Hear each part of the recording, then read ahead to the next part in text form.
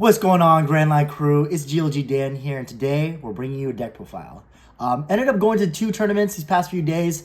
I went 7-0 with, red, green, law. So today I'm just going to go through the deck list, talk about my matchups, and we'll go through it right now. All right, to start off the deck list, we're going to go over the searchers. So I got 4 Bonnies, 4 Nami searchers, and then the 4 Dodons. This is pretty standard. You always want to run these at 4. This is like the heart and soul of the deck. This kind of gets you to allow you to shambles and everything like that. So you always keep these, it's a standard set right there. The next ones we're going to look at are going to be the choppers. So I run 4 of the blocker choppers and then the 2 Capone blockers. I've seen people run this at 4, run this at 3. Just to make space for some cards in my deck, I cut this down to 2. And I'm feeling pretty comfortable at 2. It does kind of suck when I'm looking for a blocker with Bonnie. It's a little harder to hit, but sometimes, you're able to hit it and it feels good. I feel pretty comfortable about this ratio right here. The next are going to be the 2Ks. So I run 4 Brook, 4 Otama, and then 2 Machinos. We run a total of 10 2Ks. So with the Brooks, right, this is always going to stay the same. Brook is just such a good deck in Red Green Law, just letting you use those 2 Dawn to attach to a character or leader on play, frees up 2 spaces just to give you time to shambles with it. This always going to stay a 4-up. Same with Otama. Otama comes up huge in any matchups. Dropping it and then minusing a character and then swinging into it with any of your small bodies gives those guys value for the most part. And then Machina, I run this at 2. I think this is a pretty good card to run now.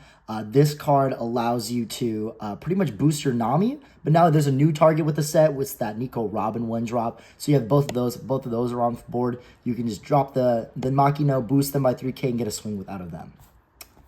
So that's it for the 2Ks. Now we're going to go into the some of the 1-drops as well, along with some of the other cards. We're going to go with the 3 Nico Robins, the 2 Namis. I'm also running 2 Radical Beams and then 2 Brooks.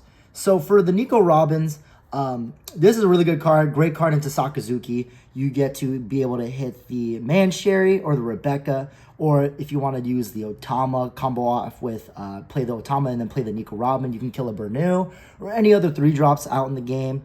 But this card's mainly for the Sokka matchup. Yeah, there are going to be times where it comes up in others. But for the most part, though, just because your matchup with Sokka is so tough, you want to see multiples of these. That's why I've been running these at 3. And then getting these, like, in that matchup when they drop those, Rebecca's and Mansherry's, it's huge. A lot of value. Next are the 2 Resodon Namis. I really like these. This is just another card to be able to fill the board or flood the board with 1-drops. To be able to get you to use leader ability. These have always been good. They're always great. Allows for a little bit more pressure into swings, making your leader up to 6. Maybe if you have 2 on board, a 7k, and then getting value on your 6k bodies too, just making up to 7, hit that magic number into life. Another thing I've been testing out is 2 Radical Beams and 2 Brooks. So these are brand new that I've been trying to test out lately.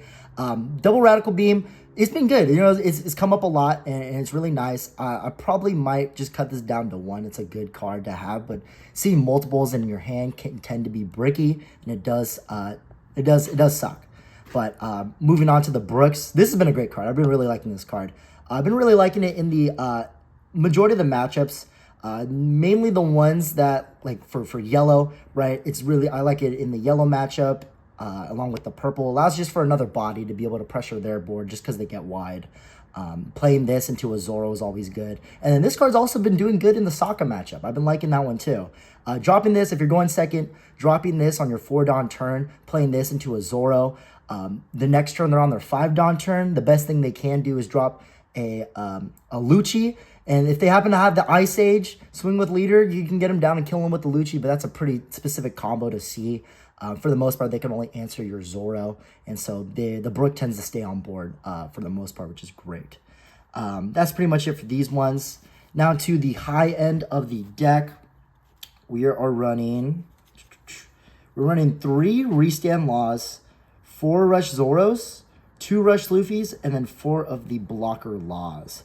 The 4 Rush Zoros and the 4 Blocker Laws, that's pretty standard, right? These are some of the best cards in the deck.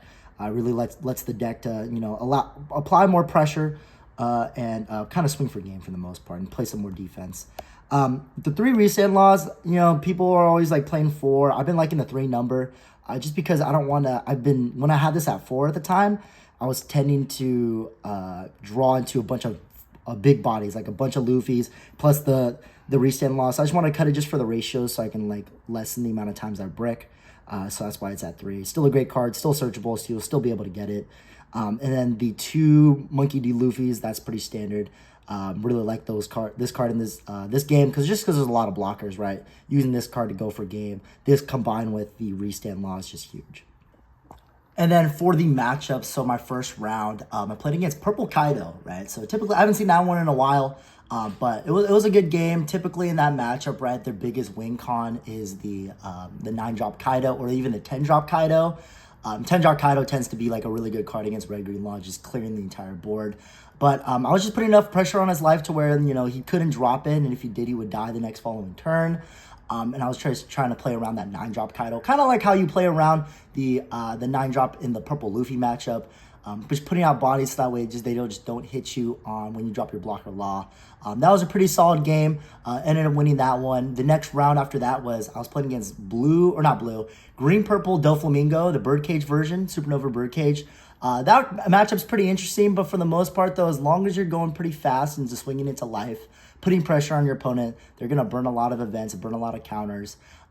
To reach their high end, which is their most important part, is like dropping that 7-drop Kid or the 8-drop Kid and even 10-drop Doflamingo. You just put them in spots where it's like they're low on hand size and they drop those. You're pretty much just going to swing for game for the most part. Ended up winning that matchup.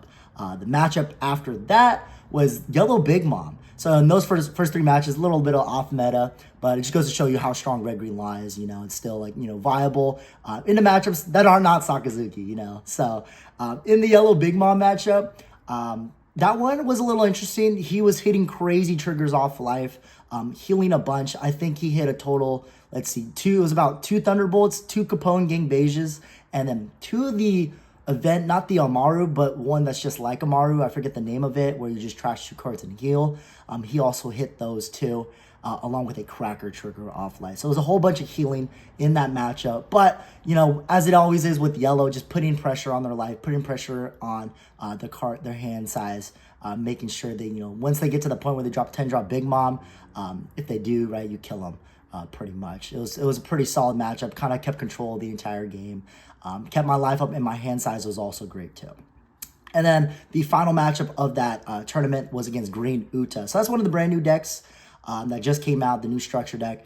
Was a little bit interested in how the matchup would go because I haven't played against it enough to kind of get an idea. But I just mainly focused on just kind of whittling down his hand size. Hand size in that deck, right? It gets really large because you got the Uta leader ability, you got the Nami ability along with like the main draw, and then even pulling cards off their life, right? Hand size gets pretty large. Big thing I did in that matchup was swing a bunch of, at one point once I realized he was out of 2Ks, just swinging 6 at life or 6 into any of his characters.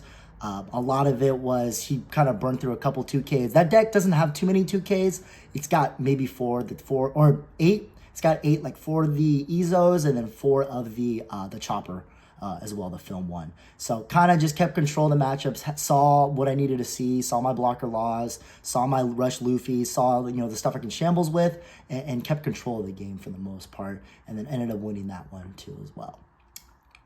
Into the next tournament, my first round was against a Green Uta again. This time it was a little bit scarier. Was trying to go for the same strategy I did for the last game I did against the Uta, the Uta. But that one was a little bit worrisome just because I didn't see my blocker laws at all. My first turn, I think I searched with the Dan and then bottom decked 2 blocker laws, and the next turn I dropped the Nami and then bottom decked another blocker law. So I was super worried, had a Bonnie in hand, knew I could maybe cycle for the last one, ended up drawing into it in the middle of the game. So I played that out. But something interesting my opponent was doing that was kind of different than what I'm normally used to was them swinging into my face the entire game long. They didn't worry about board at all. So I was forced to pitch a bunch of cards, which was definitely interesting. I was playing a lot of cards, like swinging with characters, knowing I'm just gonna let go of them next turn. But then he just kept picking on my hand, so my hand size was pretty low. I was kind of surprised in that, but slowly started taking over just because I had the Bonnie cycle in hand. Just kept adding more cards and then just kept shamblesing, putting more pressure on my opponent, and ended up taking that one. The game after that was Sakazuki, and everyone knows Red Green Law has a hard time against Sakazuki. And so I was going pretty worried, and then ended up winning the die roll. Typically in this matchup, right, this one's really tough. I like to go second if possible. If I win the die roll, not only does it set them off their curve, so they can't go Bernu right into Lucci right away, it gives you a chance to drop your small bodies and your small body searchers specifically. Because the main part in that matchup is seeing, like, your starting hand, like I was just mulliganing for the Dons and Namis, just because when you play them out, they replace a card in hand pretty much. So that way, it baits out your opponent to remove them with the Lucci, so you already had them burn the Lucci, and then it doesn't matter because you've already, you cycle, you had another card in hand. It's not like you're not losing anything. So I was mainly looking for that, but in this matchup, I only saw maybe, I think I saw one Dadan, my starting hand, and it was all red. And so the entire game, I just, dropped the Dadan to search, added like a 1-drop Otama, and I just thought instantly, I was like, I'm going to lose here. But I kept pressuring my opponent. I had a Rush Luffy in hand and 2 Rush Zoros throughout the game, and I just kept playing those and pressuring my opponent's life. And so playing out the Zoro, he ended up, I swung, 6 with leader, 5 with the Zoro. He ends up, dropping Lucci the next turn. On me to kill the Zoro and the Dadan, or I think it might have been something else, but he ended up killing the Zoro. It was just a lot of me rushing into his life. Put him in a spot where he couldn't drop any blockers because he was so focused on my characters that I put out. Ended up getting him to pitch a bunch of cards. Played it really smart, just tried to, math out his hand, try to figure out.